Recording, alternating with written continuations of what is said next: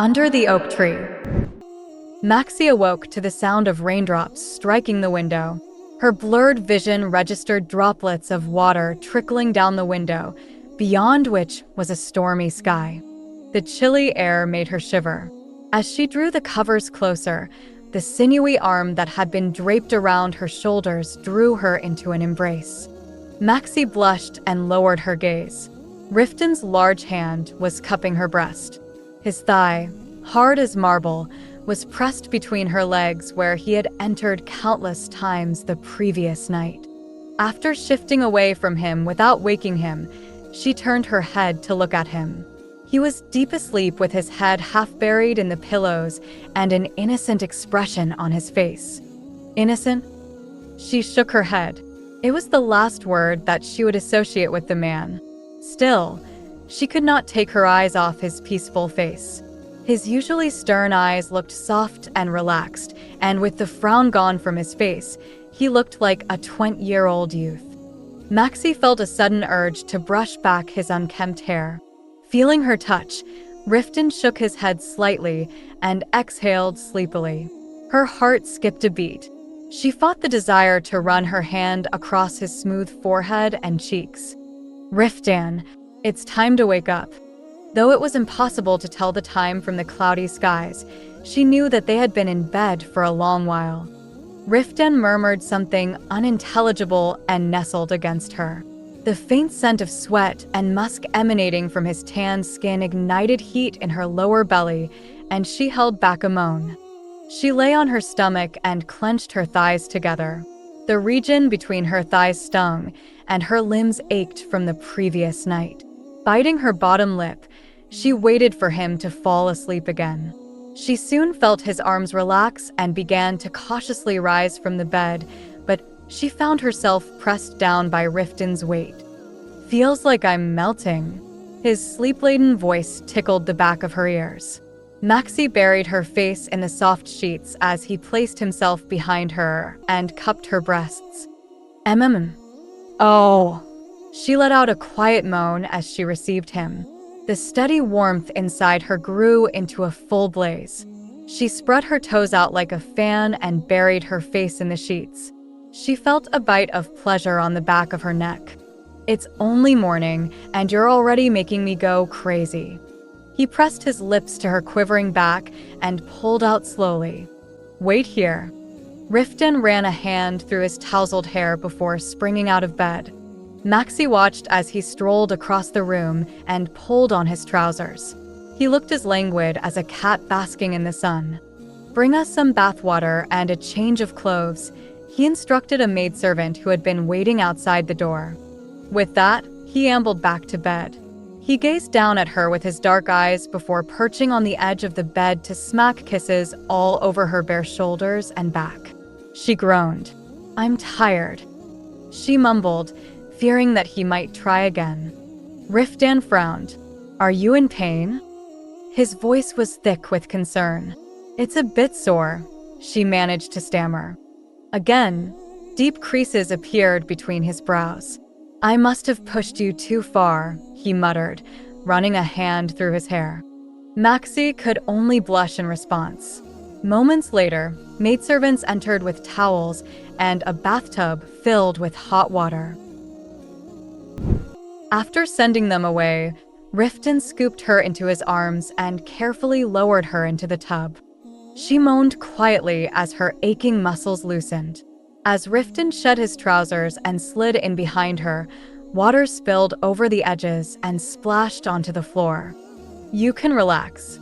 I won't do any more today." Sitting with his long legs spread open, he tenderly embraced her tense shoulders. Maxi curled into a ball, watching as he soaped his face and hair. After rinsing his hair, he poured fresh water into the tub and proceeded to wash hers. She was embarrassed to be treated like a child, but she was too tired to object. "Your hair is so fluffy, like a red cloud." Her long tresses floated on the surface of the water like the tentacles of a red jellyfish. He took a few locks in his hand and twirled them around his fingers. She had never imagined that anyone would compare her dreary, unruly hair to something as beautiful as clouds in the sky. It's always getting tangled up. It's uncomfortable. But your curls are so cute. The man had peculiar taste. Let your hair down when you're with me. I love seeing the way it falls across your shoulder. And I love feeling your curls on my skin. Hugging her waist from behind, he nuzzled her shoulder with his nose. Chin deep in water, Maxi tried to smooth down her hair. After soaking in the warm water until their fingers and toes pruned, they got up to dry themselves. Riftan pulled on the tunic and trousers that the maidservants had prepared. The neckline of the snow-white tunic was embroidered with gold thread, and wearing it, he looked like a masterpiece. Just stay in bed and rest today. It's raining, so you won't be able to go out. Maxi nodded. Are you going out? Maxi looked at him quizzically as he donned his armor and gathered his sword and robe. Riftan turned to look at her with a gentle smile. Do you want me to stay? Maxi opened and closed her mouth, unsure of what she should say. I've been away for a long time, so there are duties that require my attention. I'll be inspecting the estate all day. Send a guard to me if anything happens. But it's raining so heavily. Riftan shrugged. I once made my way through a mountain in a heavy storm. A stroll around my estate is nothing. With that, strode toward the door. I'll be back. Take care. He gave her an indecipherable look over his shoulder before exiting the room. Would you like your hair braided and pinned up again, my lady? Leave your hair down when you're with me. I love how it feels. No, just braid it over my shoulder. Yes, my lady. Ludis deftly twisted her hair into a braid and fastened it with a ribbon. Maxi put on a simple but comfortable dress and sat by the fireplace with a bowl of warm chicken soup and cornbread. When her hunger was sated, she sat by the window to watch the rain. In the afternoon, she summoned Rodrigo to continue the tour of the castle. Riftan inspected the village, the mines, and the farmlands. Meanwhile, Maxi was permitted to peruse the library at her leisure, and she spent much of her time there. She was surprised to find that the books were made of paper. The collection seemed to date back to the days of the Roman knight who had once ruled Anatole. She resisted the temptation to delve into Roman poetry and literature. Instead, she spent the days struggling through arithmetic books. She did not have grand ambitions. Her goal was simply to study currency units and basic arithmetic. Still, no matter how hard she tried, she made no progress. My lady, the regional head of the Merchant Guild has arrived, announced Rodrigo. Maxi closed her books and emerged from the library.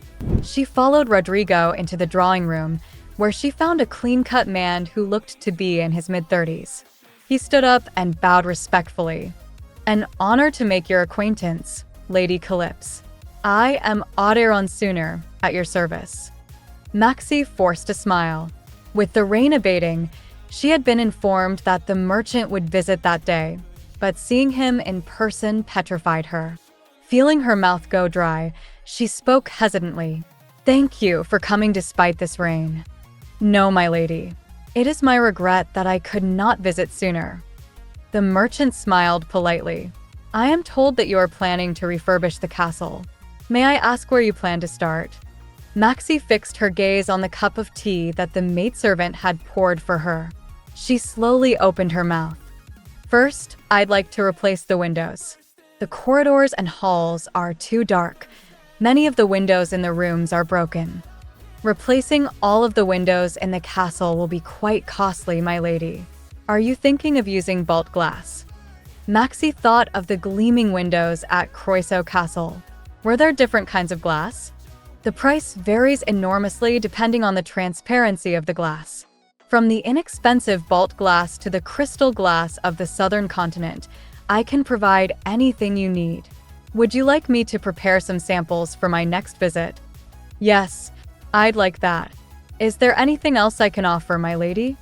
Curtains for the windows and a chandelier for the banquet hall, as well as carpets and tapestries for the walls.